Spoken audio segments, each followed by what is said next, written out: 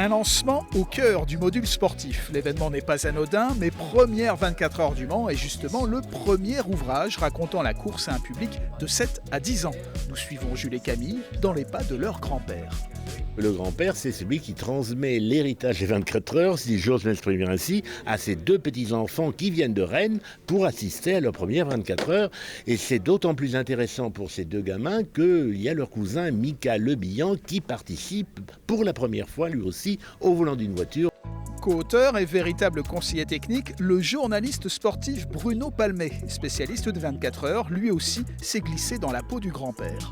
La tranche d'âge, je crois que c'est 7-10 ans, donc il fallait vraiment aller à l'essentiel, tout en essayant de raconter un maximum de choses, parce que l'objectif c'était de parler des événements qui ont lieu également en marge de la course, donc du pesage, en passant par les concerts, en passant par la parade des 24 heures.